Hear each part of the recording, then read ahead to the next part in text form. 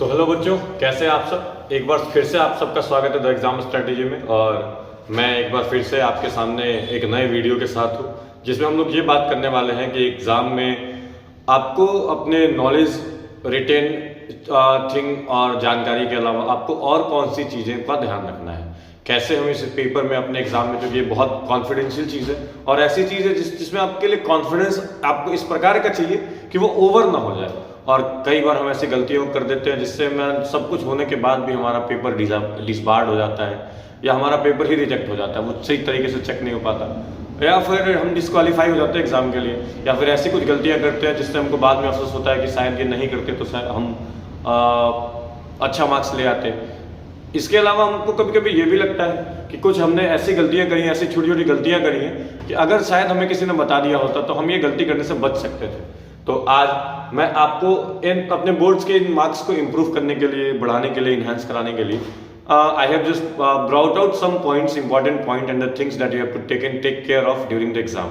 और यही आपको कुछ मार्क्स को बढ़ाने में आपकी सहायता करेगा, जैसे कि आपको क्या करना है क्या नहीं। हमारा वीडियो का मोटो ही है कि हम कौन सी गलतियों से बचे। हमको अपने पेपर से पहले, पेपर के बाद और पेपर के बीच में क्या करना चाहिए और क्या नहीं करना चाहिए, कब तक हमको इस प्रकार की चीज़ों का ध्यान रखना होगा, कौन कौन सी बातों का ध्यान रखना होगा, ताकि हमारे पहले से आखिरी पेपर तक के जो मार्क्स हों वो अफेक्टेड ना हो, कैसे हमें अपने लॉन्ग आंसर्स, शॉर्ट आंसर्स लिखने चाहिए, इन सारी बातों को ध्यान में रखते हुए हम आज ही एक वीडियो आपके सामने लाए।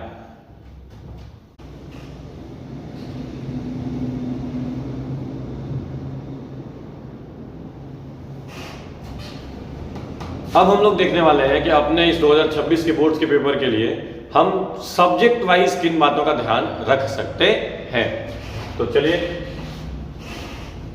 सब्जेक्ट वाइज के अगर हम लोग बात करेंगे तो 10वीं को ध्यान में रख करके ये चीजें बनाई गई हैं। और ये चीजें ऐसा नहीं कि 12th पे लागू नहीं होंगी, 12th पे भी लागू होगी। गणित में आपको क्या करना है, तो सबसे इसका काम ही है कि जितना प्रैक्टिस करिएगा, प्रैक्टिस मेक्स मैन परफेक्ट, जितना प्रैक्टिस करिएगा उतना ज्यादा फायदा मिलेगा।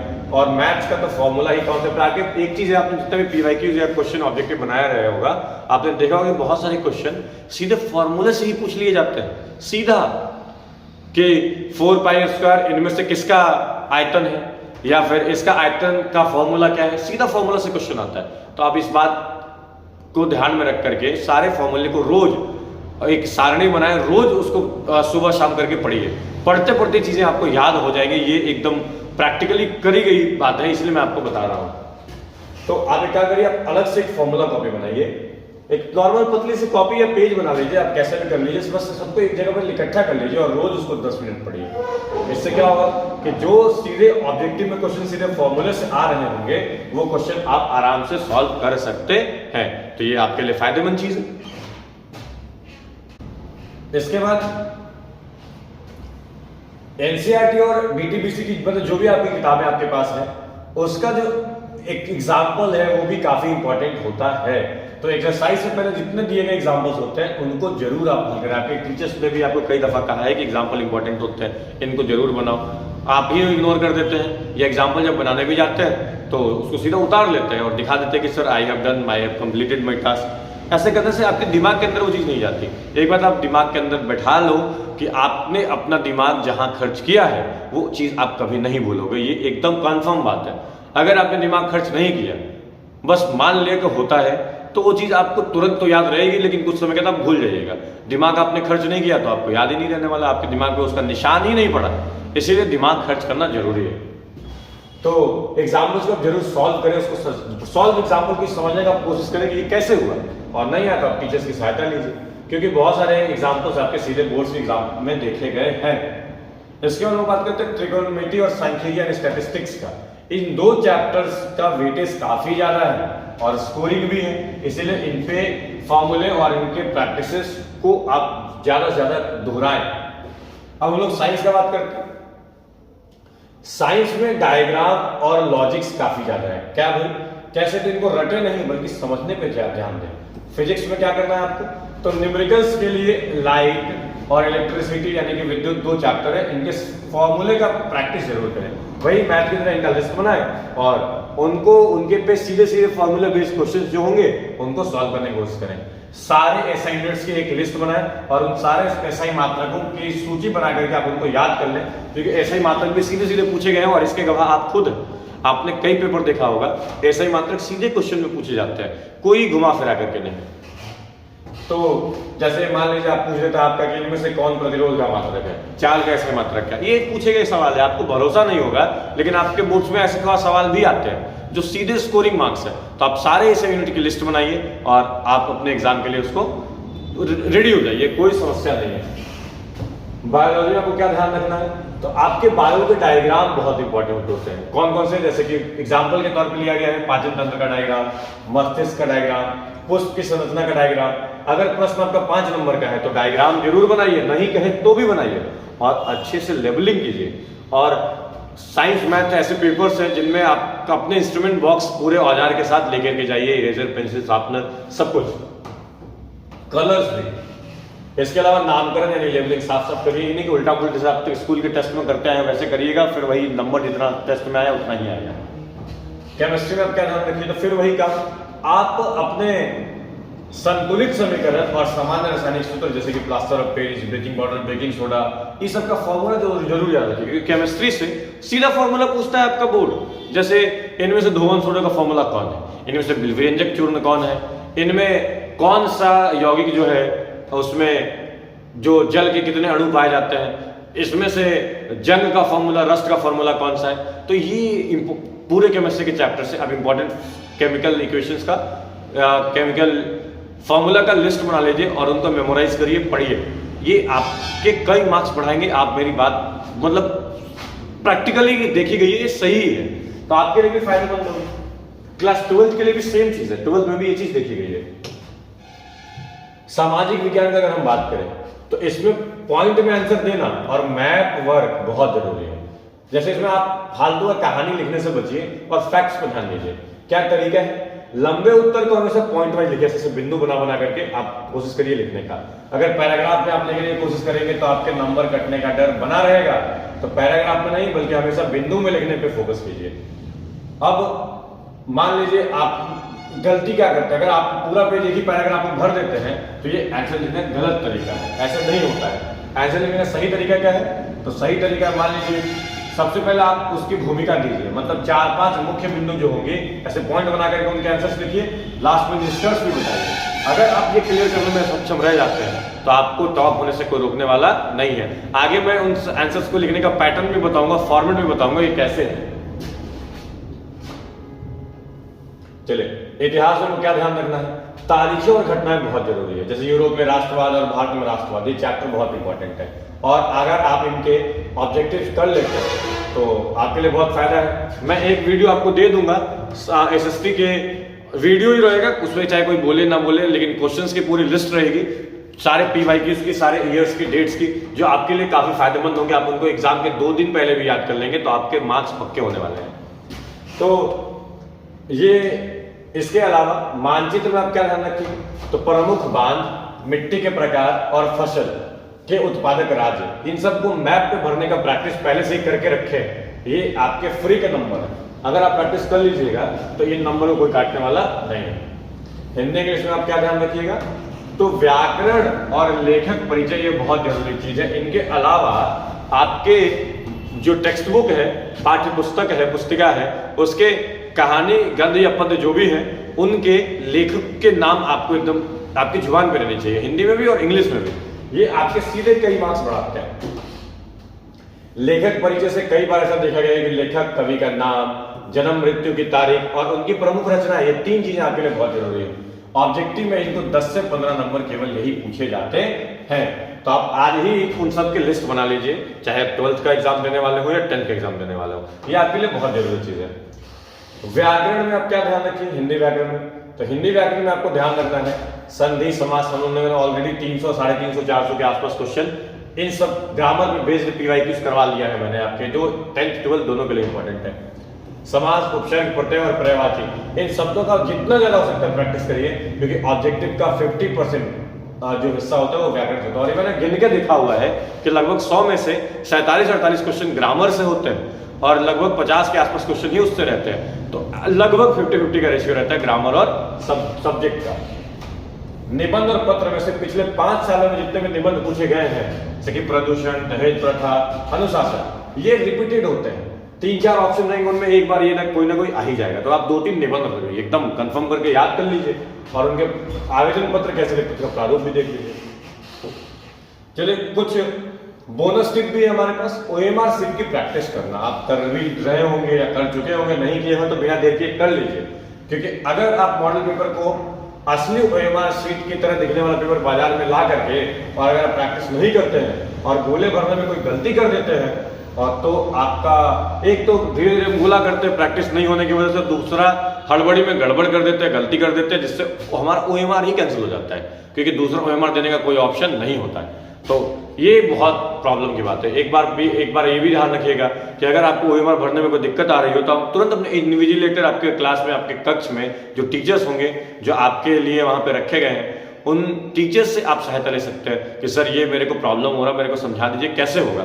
तो आपके जो टीचर्स होंगे, इन्विजिलेटर्स होंगे, ओएमआर को भरने में आपकी पूरी सहायता करेंगे। मतलब एग्जाम पेपर को, उसके सॉल्यूशन को छोड़ करके आपकी जो सहायता है वो करेंगे। आप उनसे फ्री होकर के पूछ सकते हैं, कोई बदतमीजी नहीं करेंगे, कोई जबरदस्ती नहीं करेंगे, जो इंस्ट्रक्शन दिया जाएगा आप उनका पालन करेंगे, तो कोई समस्या नहीं होने देंगे लोग। इसके अलावा ध्यान रखिए, इसके अलावा भी आप कुछ छोटी छोटी गलतियां करते हैं जिससे हमारे 10-15 नंबर तो ऐसे ही चले जाते हैं, कभी कभी तो रिजल्ट ही पेंडिंग में चला जाता है। क्या है गलतियां वो? तो पहला ओएमआर शीट की गलती है, सबसे बड़ी वाली गलती है, सबसे खतरनाक वाली गलती है भाई। अगर ये हो गया, 1 साल आपका बर्बाद, फिर आपको कोई नहीं बचा सकता। आते उस 1 साल को, इसका मतलब है सीधा मार्क्स खत्म। तो सबसे पहला काम, गलती क्या करने से बचना है आपको? सेट कोड को नहीं भरिएगा तो गलती नंबर कटेगा आपका। आप ध्यान रखिए, आपके पेपर पे ABCD करके सेट कोड लिखा रहता है, तो आप उसको ओएमआर में दी गई उचित जगह पे भरिए। अगर आप नहीं भरेंगे तो कंप्यूटर आपकी कॉपी चेक नहीं कर पाएगा और आपका रिजल्ट पेंडिंग में हो जाएगा। तो ये बात आप ध्यान रखिएगा। जेल पेन के साथ उपयोग नहीं करना। अगर आप इसका उपयोग कर लेते हैं तो ओएमआर शीट हमेशा ब्लू ब्लैक पेन, वो भी इंक पेन का ही यूज करता है। इंक पेन मतलब बॉल पेन का ही यूज करता है। अगर आप जेल पेन यूज कर लेते हैं तो कंप्यूटर डिटेक्ट नहीं कर पाएगा और वो इनवैलिड चला जाएगा, चेक नहीं हो पाएगा, तो स्कैनर से पढ़ नहीं पाएगा, फिर वही प्रॉब्लम आएगी। व्हाइटनर का उपयोग आप नहीं करेंगे। व्हाइटनर का उपयोग आप करते हैं या ब्लेड का उपयोग करके ज्यादा होशियार बनने की कोशिश करते हैं, तो इसमें भी आपका ही नुकसान है। और गलती से ओएमआर मशीन डिटेक्ट नहीं कर पाया तो फिर आपका कोई मालिक नहीं है। ये मत सोचिएगा कि ओएमआर चेक नहीं कर पाया तो एक आध कॉपी टीचर्स बैठ के चेक कर लेंगे, ऐसा कुछ नहीं होगा। वो गड़बड़ में चला जाएगा, पेंडिंग में चला जाएगा, या फिर आपका वो पेपर ही खत्म हो जाएगा, सीट ही रिजेक्ट कर दी जाएगी। ज्यादा होशियारी नहीं करनी है। इसका क्या मतलब हुआ? इसका मतलब है कि अगर आपके कहीं इंस्ट्रक्शन में, निर्देश में साफ साफ लिखा हुआ है कि 50 प्रश्नों का उत्तर दें, अगर लिखा है कि 40 प्रश्नों का ही उत्तर दें, 24 में से 12 प्रश्नों का ही उत्तर दें, तो जितना लिखा गया है उतने ही प्रश्नों का उत्तर दें। ओवर स्मार्ट बन करके ज्यादा प्रश्न का, कभी कभी आप क्लास में ऐसा करते हैं, आप जानबूझ के सारे क्वेश्चंस बना लेते हैं, तो टीचर्स कई दफा गलती भी काट देते हैं और आपको समझा के छोड़ देते हैं। लेकिन एग्जाम बोर्ड पेपर आपका पहला और आखिरी रहे, ये बात आप ध्यान रखिए। ऐसा नहीं कि आपको दोबारा देने का बारी आ जाए, नौबत आ जाए, ये आपके हाथ में है। तो ओवर स्मार्ट ना बने, जितना इंस्ट्रक्शन कहे उतना ही करिए। 50 क्वेश्चन कहे तो 50 ही क्वेश्चन सॉल्व करिए और नंबरिंग प्रॉपर दीजिए। ये एकदम, और ध्यान रखिए अगर असेंडिंग ऑर्डर में बढ़ते क्रम में बना सकते हैं तो और बढ़िया है आपके लिए। तो देखिए, अगर आप स्मार्ट बनते हैं और 60 प्रश्न का उत्तर दे देते हैं तो परीक्षक या फिर कंप्यूटर केवल शुरुआत के ही 50 प्रश्न चेक करेंगे और उसके बाद का 50 प्रश्न में जो चाहे गलत हो सही हो, उतना ही में जितना मार्क्स आपको मिलेगा। बाकी 10 सही भी हैं तो उसके नंबर आपको नहीं मिलने वाले, आपका समय उसमें फालतू वेस्ट चला गया। इसके बाद कॉपी लिखने में हम क्या क्या गलतियां करते हैं? सबसे पहले प्रश्न संख्या गलत लिख देना। हड़बड़ में हम क्या करते हैं, प्रश्न संख्या हमने लिखा 3, हमने तीसरा क्वेश्चन पढ़ा, वो मेरे को नहीं आया और हम अब चौथे का आंसर देने लगे तो हम क्वेश्चन नंबर चेंज करना भूल जाते हैं या लिखना भूल जाते हैं। तो ये गलती आप नहीं करिएगा। इससे क्या होगा कि परीक्षक या चेक करने वाले जो टीचर होंगे वो क्वेश्चन उत्तर को काट देंगे, तो गड़बड़ ये है फिर वो हमारे किसी काम का नहीं रहेगा। दूसरा, हाशिया माने होता है मार्जिन, माने चौथाई। आप पेपर को 4 भाग में मोड़ करके एक भाग हमेशा चौथाई छोड़ेंगे।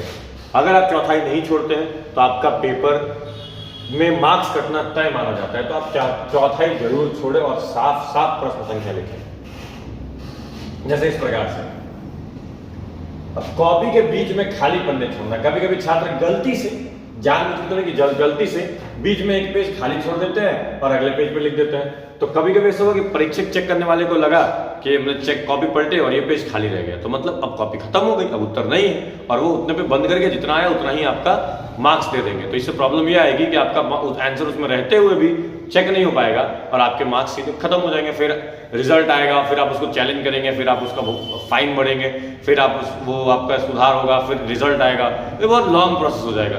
तो ऐसा करना ही क्यों, इसलिए आप सावधानी बरतिए और इस प्रोसेस में जाने से बचिए। इसके बाद जब भी आपका उत्तर बड़ा हो, इसीलिए आप ध्यान रखिए अगर पेज छूट जाए, आपने उत्तर लिख दिया आगे और फिर आपको लास्ट में रीचेक कर रहे हैं तो पाया आपने कि ये पेपर मेरा गलती से छूट गया है, तो आज उस पेपर पे नीचे में PTO लिख देंगे, प्लीज टर्न ओवर। इससे एग्जामिनर को चेक करने वाले को, इवेल्युएटर को पता चल जाता है कि आपका अभी आगे आंसर है, पेज पे उत्तर बाकी है, तो वो पलट के चेक कर लेगा। तो ये एक अच्छा तरीका है PTO लिखने का, ये आप जरूर लिखिए। नीचे कॉर्नर में से पेपर है तो नीचे यहाँ पे आप लिख सकते हैं। इसके बाद ये जो चीजें हैं कि पहले बहुत जोर शोर से ये बात फेमस थी कि लोग भावुक बातें, कई बार सोशल मीडिया में वायरल भी हुई है कि सर मेरी शादी है, मुझे पास कर देना, मैं अपने घर का इकलौता चिराग हूँ, सर पास कर देना, नहीं तो मेरे पिताजी मुझे बहुत मारेंगे, घर से निकाल देंगे, नौकरी मतलब बाहर काम पे लगा देंगे। तो ये सब चीजें भावुक बातें पेपर में नहीं लिखिएगा। इससे क्या होगा कि अब जो बिहार बोर्ड है अब बहुत सख्त है, पहले वाली हालत नहीं रही। कॉपी में सर पास कर दीजिए, मेरी तबीयत खराब थी, या फिर उसमें कुछ पैसे डाल देना, ये चीजें भी इसमें लिखी गई कि 100-500 के नोट डाल दिए, 1000 के नोट डाल दिए। कई लोग ऐसा कर चुके हैं और कई बार सुनने को भी मिला है, बोर्ड्स ने कई बार गाइडलाइन में ये बताया भी है, कॉन्फ्रेंसेस वगैरह में ये चीजें बताई भी है कि ये सब चीजें मत किया करिए। तो सही बात है, अगर आप सब करते हैं तो हो सकता है कि आपके रोल नंबर को देख करके आपका डिटेल निकाल करके क्या किया जाएगा, आपको निष्कासित कर दिया जाएगा और एक्सपेल भी आप किए जा सकते हैं। हो सकता है अगले कई सालों के लिए आपको एग्जाम में बैठने का मौका ना मिले। आपको पकड़ना बहुत मुश्किल काम नहीं है, आपकी कॉपी में बारकोड होता है और उससे ही ट्रैक हो जाइएगा, तो आप आराम से पकड़े जाइएगा, कोई कहीं पे आप जा नहीं सकते। तो इस तरह की हरकतें नहीं करिएगा, पैसे भी बर्बाद, पेपर भी बर्बाद, साल भी बर्बाद, तो ये नहीं करना है। समय और निर्देशों की अगर आप अनदेखी करिएगा तो भी आपको नुकसान करना पड़ेगा, क्योंकि आपको ऑलरेडी 15 पेपर के पहले 15 मिनट का टाइम मिलता है सिर्फ क्वेश्चन पढ़ पाने का। तो आपको करना क्या है कि पेपर शुरू होने के 15 मिनट पहले जो आपको प्रश्न पढ़ने के लिए मिलता है उसका ईमानदारी से सदुपयोग करना है।